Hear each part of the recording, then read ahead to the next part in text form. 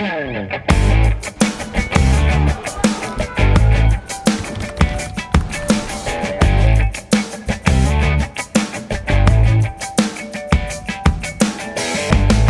programa de hoje, vamos conversar com o médico potiguar, Dr. Alexandre Mota. Com ele, vamos falar a respeito de política nacional e política local no Rio Grande do Norte e também a respeito de uma articulação nacional de médicos pela democracia, né? E, sem dúvida, deve ser também uma articulação contra o próprio negacionismo, né? Seja bem-vindo, doutor Alexandre Mota, ao nosso Espaço Cidadão. Muito obrigado, Robson, pelo convite e desejar um momento interessante de debate aqui com você para todos que forem nos ouvir. É um prazer tê-lo conosco e eu gostaria que você pudesse inicialmente nos falar a respeito do que por que surgiu essa articulação nacional dos médicos em defesa da democracia.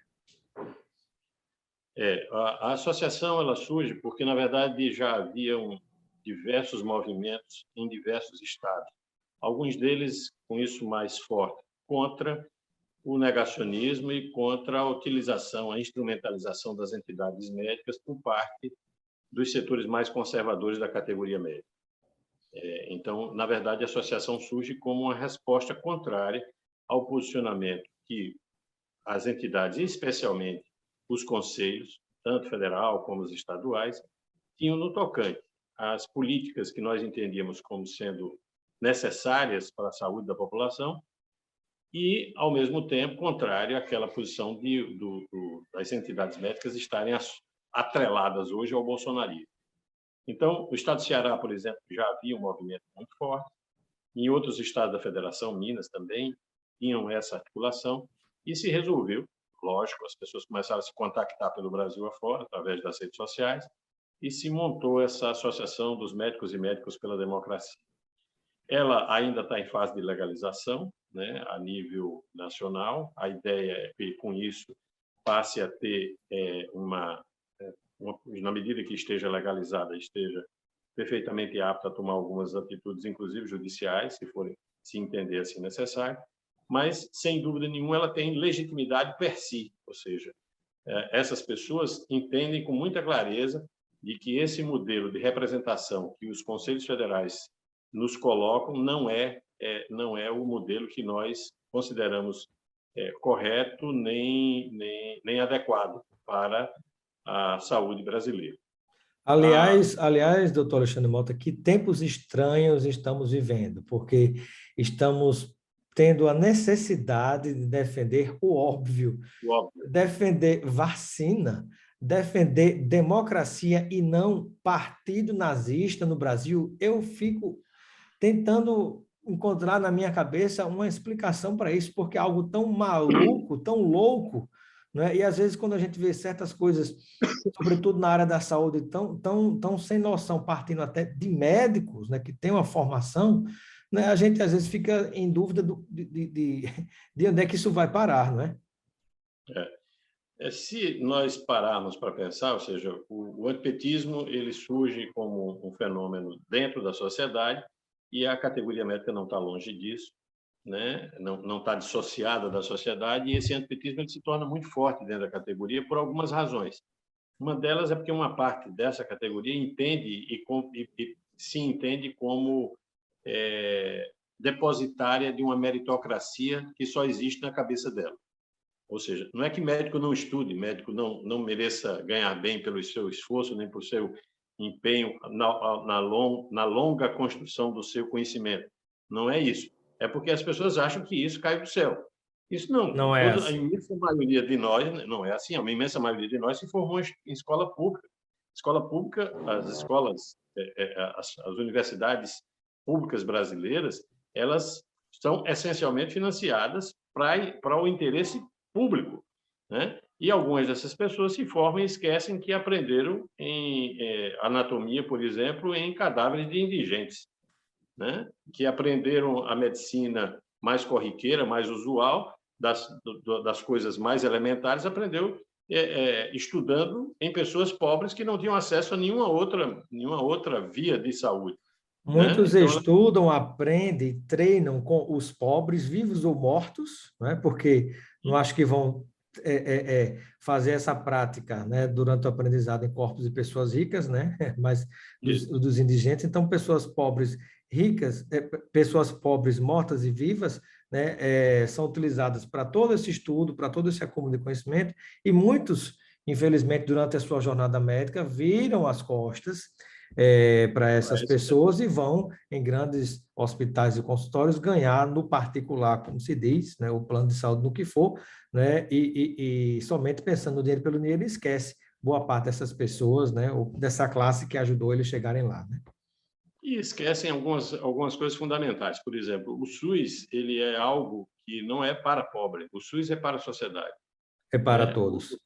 É para todos. Então, as pessoas ficam achando, dizendo, o SUS não funciona. O SUS funciona, funciona muito bem. O SUS não funciona naquilo que não é de interesse da elite local, por exemplo. Se você tiver algum problema e não tiver plano de saúde, você coloca um problema cardíaco, você coloca um stent pelo SUS nos hospitais privados aqui de Natal. Isso daqui de Natal e do resto do Brasil. Pergunta aos donos de hospitais privados se eles querem perder o convênio do SUS na alta complexidade. Em absoluto, porque isso sustenta esse ciclo. Pergunta, por exemplo, se as clínicas de nefrologia querem perder o convênio com o SUS. Ora, não se faz diálise hoje no Brasil sem que seja o SUS que financie. Tem um ou outro caso que os planos de saúde ainda bancam, mas o grande aporte é pelo SUS. Então, Que tem na muita prática a coisa. tradução disso é o Estado dando suporte ao mercado, né? Nesse caso, ao Sim, Deus mercado da medicina, né? Mas, sim. doutor Alexandre Mota, na hora que todas essas questões, né, que estão passando pela nossa sociedade, pelo nosso dia a dia, confundindo irresponsavelmente a cabeça das pessoas, sobretudo quando se fala em saúde, em Covid, quando se fala em vacina, né, com tanta notícia falsa, aí você vê tantos profissionais da área de saúde e médicos embarcando nisso. Aí eu lhe pergunto, né, diante desse quadro, né, o que é que pode ser feito em relação ao próprio Conselho Federal de Medicina, que deveria ser o órgão de referência contra toda esta loucura, mas que tem dado respaldo, quando não se calado, diante de algumas calamidades que a gente tem observado? O que se pode fazer, num primeiro momento, é dizer não. Então, é preciso apontar, fazer a crítica de maneira respeitosa, mas é preciso fazer a crítica ao Conselho dessa instrumentalização que você verifica nas diversas entidades do Conselho, sejam estaduais e o próprio Conselho Federal de Medicina, né? Então, eu costumo dizer que nem todo bolsonarista é negacionista, mas todo negacionista, em regra, é bolsonarista.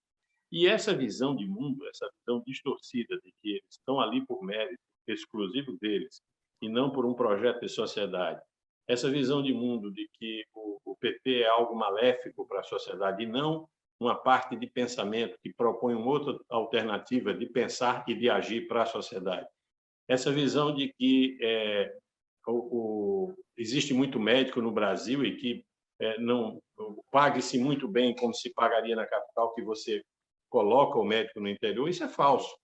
Isso é falso e a gente já viu que essa prática acaba não acontecendo do ponto de vista objetivo. Então, existe uma parcela grande da sociedade que está alijada dos serviços médicos, até do serviço mais básico, que é a assistência básica de saúde, que as EBS são capazes de promover, e o programa Mais Médicos, que foi implantado por Dilma em resposta àquelas grandes demandas de 2013, acabou criando esse conceito de que o PT seria um partido, o PT e a esquerda seriam contra a medicina brasileira. Isso é falso, isso não corresponde à verdade. Agora, só se consegue contrapor-se a isso no debate, e no enfrentamento político interno e externo. E acho que a Associação Brasileira dos Médicos e Médicas pela Democracia tem que cumprir esse papel.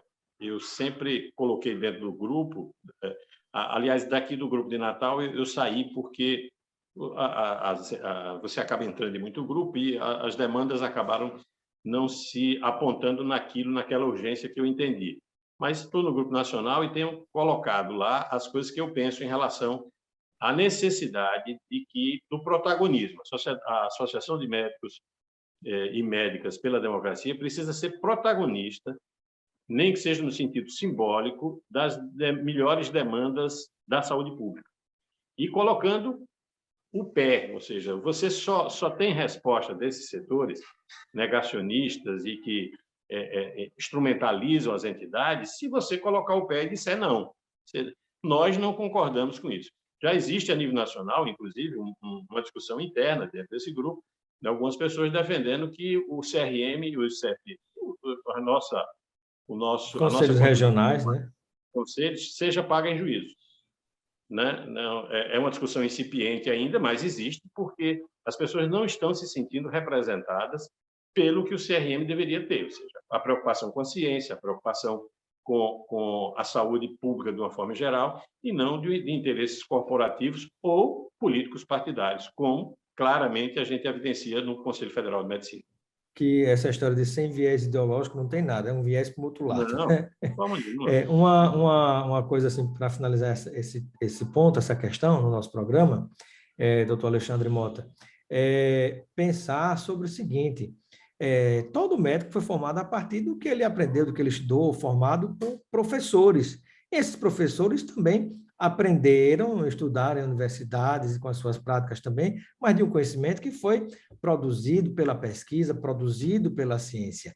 Mas, mesmo assim, muitas pessoas não entendem, né? Nem todo médico é cientista, nem todo médico é professor, nem todo médico é pesquisador, nem todo médico conhece as regras do método científico, né, para fazer determinadas afirmações, né? Então, a gente viu por aí alguns médicos e médicas bastante conhecidos se colocando de uma forma como se fosse detentor do saber da ciência, né? Porque eu fiz experiência tal, pesquisa tal, né? Observacionais muitas vezes, e não empíricas, né? Dentro de amostragens que são necessárias pelo que a ciência indica, né? ou estimula, né? E aí a gente vê muitas pessoas se confundindo no meio desse debate quando chega para a opinião pública. Ah, mas fulano disse isso, mas ele é médico. Sim, mas ele não é um pesquisador, ele não é um cientista, ele não é a pessoa que está construindo esse conhecimento, como é o caso do que a gente observou, que se chegou até a concepção e criação da vacina,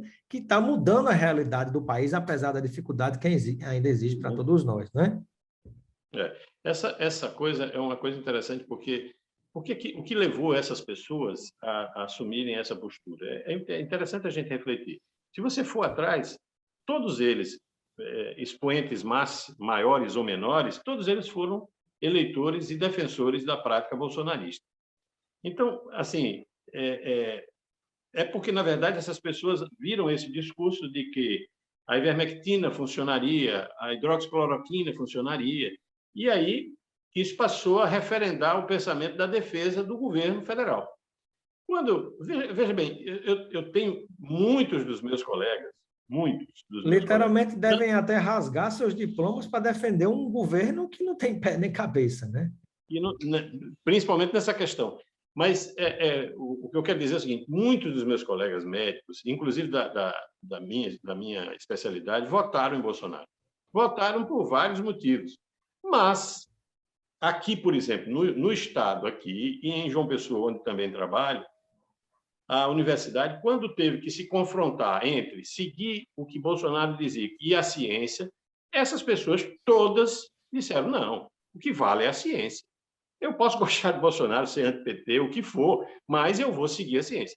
Apenas os bolsonaristas mais fervorosos e calorosos passaram a defender o indefensável. Remédio de piolho serve para piolho, remédio de tratar malária serve para tratar malária. Remédio para Covid não tem.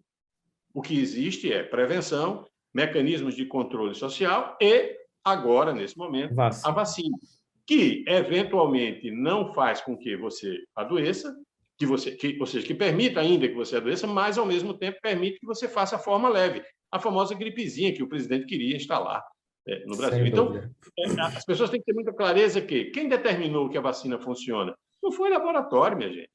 Os laboratórios, os seus pesquisadores apresentam esses dados, mas esses dados são sujeitos à comunidade científica. Ou seja, as diversas entidades científicas do mundo afora, as Anvisas de todo mundo, o CDC americano, os europeus, e aí vai, eles analisam os dados apresentados e veem se aquilo é verdadeiro. Então, o cara diz assim, ontem um babaca numa rede social disse, você está ganhando quanto para defender a indústria, né? Você está ganhando quanto da indústria farmacêutica para defender isso? Eu disse, olha, eu não estou defendendo, eu não estou ganhando nada. A única coisa que eu estou ganhando é abuso, como o seu comentário, né? De gente como você que vem negar o que os caras, a ciência toda. Então, é como se o mundo todo estivesse sendo comprado pelas indústrias farmacêuticas, as indústrias produtoras de vacina, para dizer que a vacina funciona. Quem diz que a vacina funciona são os dados estatísticos. As vacinas estão fazendo, e é interessante isso é um dado importante. Aliás, falando nisso até, o fabricante da ivermectina, né, disse que ela não funciona para a Covid, né? Ou seja, quem mais teria interesse em ganhar disse o fabricante isso claramente. Original, né? A original. Aí o babaca, para defender o irrefutável, eu lembro bem desse argumento. O senhor disse, não, eles estão dizendo isso porque eles perderam a patente. Ora, eles perderam a patente, mas continuariam produzindo se quisessem. Se eles quisessem, para dizer que agora poderiam ganhar dinheiro com isso, como os similares ganharam, os produtores similares ganharam, ele poderia estar continuando produzindo, que não teria problema. Já que a patente está aberta para os outros, também estaria para ele, que foi o fabricante original. Então, esses não tem noção nem do que é patente. Né? Esses caras usam de sofisma. Então, voltando só para terminar a coisa da vacina. A vacina funciona, a vacina é segura, a vacina tem demonstrado que pessoas vacinadas têm muito menos risco de morrer de Covid. O CDC americano, que é um órgão respeitável, que se funcionaria como a Anvisa deles, já tem esse dado. Ou seja, as pessoas com 3 doses de vacina,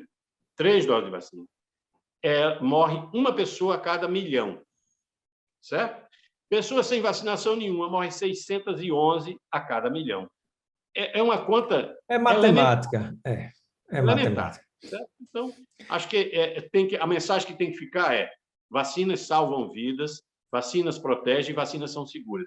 A lorota que existe nas redes ápticas que o bolsonarismo dissemina, de que vacina mata, vacina aleja, tudo lorota. Bota um chip na cabeça da pessoa. Não, aí o engraçado... Dá para rir, apesar de ser trágico, né? Mas Robson, presta atenção, o cara diz assim, não, vem um microchip instalado, ou seja, o cara acredita numa tecnologia de colocar um microchip através de um líquido, mas não acredita que ela funciona para o sistema imunológico. Não, o bom é o microchip passar pelo buraco de uma agulha, né? Isso. Lembra até aquele trecho bíblico, né? É mais fácil um camelo passar no buraco de uma agulha do que essas pessoas entenderem a importância da vacina. Mas eu gostaria que você me falasse agora, né? Estamos perto de terminar a entrevista. Eu gostaria que você nos falasse agora a respeito da possibilidade, né, de todo esse grupo em várias partes do Brasil, né, de articulação nacional de médicos pela democracia, de se colocarem à disposição da política partidária para disputar mandatos eletivos. Isso é uma realidade, e se é uma realidade no Brasil inteiro, se há disposição, por exemplo, de sua parte, a disputar um cargo político. Bom, essa não é uma coisa que tem sido pensada de maneira muito explícita dentro da associação. Existem pessoas que vão se candidatar, existem outros que simplesmente vão apoiar candidaturas que defendam o SUS, que defendam a boa prática médica e que defendam uma postura contra as posturas que o Conselho Federal de Medicina hoje tem no sentido de partidarização da entidade. É o caso de Alexandre Mota? Mas aqui no Estado, particularmente, eu coloquei meu nome ao meu partido como pré-candidato, né? Então, eu entendo que aqui no Estado é possível fazer um trabalho onde seja priorizada a linha da saúde, ou seja, existe um déficit do ponto de vista político, não só no campo da esquerda, mas também no campo da direita, de alguém que consiga fazer o debate acerca da questão da saúde, ou seja, do subfinanciamento do SUS, de como as coisas poderiam ser diferentes se a lógica fosse outra, se a lógica fosse a ciência e se a lógica fossem as pessoas. Nós temos 632 mil brasileiros que morreram de Covid que não deveriam ter sido mortos. O número deveria... E aí tem gente já pesquisando isso, né? Tem dados específicos mostrando que em cidades bolsonaristas, ou seja, onde o discurso negacionista foi maior, a mortalidade é 2 vezes maior do que a média, entendeu? Então, é preciso entender que essa visão de mundo negacionista mata pessoas. E essa visão de mundo não só mata, mas também deixa inválido e incapacitado para o trabalho uma centena de milhar muito maior do que o que nós temos. Então, é a vida das pessoas que precisa ser protegida e é fundamentalmente apontar no caminho para essas pessoas todas de que é preciso construir uma outra alternativa, não só de poder, mas uma outra alternativa de visão de mundo da saúde. Muito bem. Então, no caso, há uma disponibilidade de Alexandre Mota, como médico, né, diante de toda essa articulação nacional, concorrer no Rio Grande do Norte a uma cadeira de deputado federal pelo Partido dos Trabalhadores. Não, não tenha dúvida. Agora, é preciso entender também, e aqui eu quero fazer uma avaliação muito rápida do que seria uma possível eleição de Lula, né? Uma possível eleição de Lula, e provável eleição de Lula, é para recompor as bases da construção de um Estado democrático de direito, mas, fundamentalmente, também um Estado onde o pobre caiba no orçamento.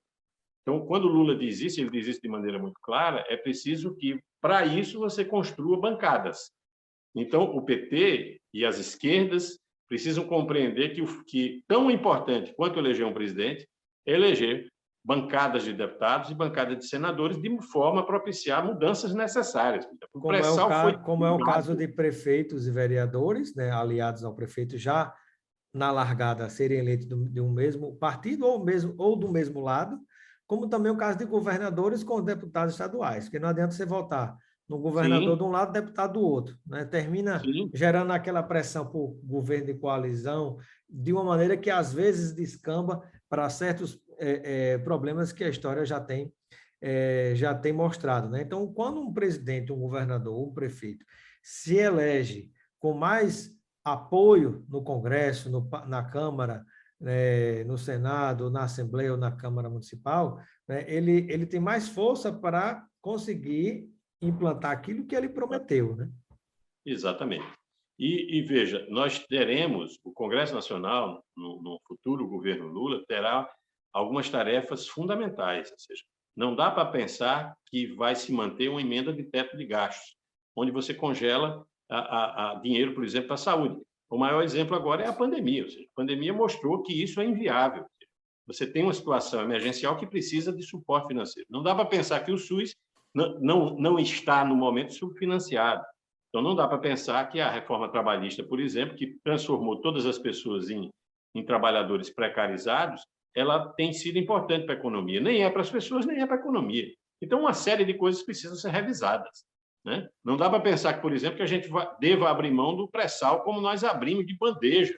Nós entregamos trilhões de barris de petróleo para as operadoras internacionais, podendo a Petrobras ser a operadora e podendo a Petrobras estar pagando os royalties de 25% para a saúde e 30% e 75% para a educação.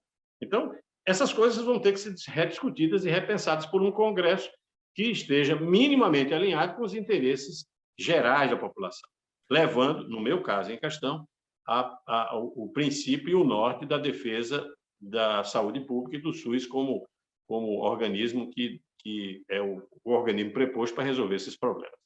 Como é que você avalia, Alexandre, para a gente finalizar, a atual conjuntura política nacional e local, né? E até a conexão de ambas, né? Me parece que, mantida as CNTP, as condições normais de temperatura e pressão, né? Salvo uma hecatombe, me parece que teremos uma recondução do ex-presidente Lula ao governo federal e uma recondução uma reeleição da governadora Fátima Bezerra no Rio Grande do Norte, né? Você acredita, é a sua visão que está sendo colocada em relação a esse cenário possível? E se isso acontecer, né? O que é que pode acontecer de positivo para o Estado, para o país? Eu acredito que é possível nós elegermos tanto Lula quanto Fátima Bezerra. Acho que as condições não são simples, nós não vivemos um mundo simples, é um mundo complexo e de várias nuances. Acho que a extrema-direita perdeu força, mas, em compensação, se aglutinou em torno do projeto bolsonarista. Acho que aquela direita moderada e o centro ele perde força na medida que ele é hegemonizado pela extrema-direita, e aí por isso que o PSDB hoje é um partido que praticamente inexiste a nível nacional como formulador de políticas e também por representação. E isso acabou criando um deslocamento de setores mais ao centro para a candidatura de Lula, que era colocada como sendo uma candidatura extremista. Lula, com todo esse movimento que tem feito, tem demonstrado com muita clareza para a população que está disposto a governar com a maior parte da sociedade, que pensa num projeto não autoritário, mas um projeto inclusivo das pessoas. Eu acho que esse é o grande fenômeno, ou seja, não é só Lula enquanto a grande força política, mas também esse deslocamento que o centro e a direita moderada faz hoje em direção à sua candidatura. Aquela chamada terceira via está se consolidando exatamente na primeira via, que é Lula. Então, a primeira via está incorporando essa, entre aspas, parte da terceira via que se propunha a achar um outro caminho fora dele de Bolsonaro.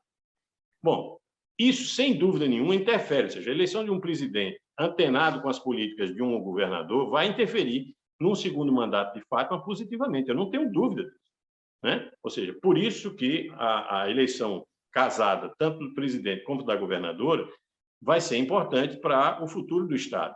Eu acho que Fátima teve uma gestão extremamente exitosa para quem encontrou o Estado como encontrou. Você encontrar 4 folhas por pagar e você conseguir dar conta disso, como ela está dando conta, enfrentar a pandemia da melhor maneira, como ela enfrentou, criar as condições mínimas de formação de emprego, como ela está criando, com todas essas dificuldades, ou seja, de tentar ajustar o orçamento para conseguir pagar aqui e ali, e eu sei disso porque eu sou funcionário do Estado e vejo a dificuldade que meus colegas passam e passaram.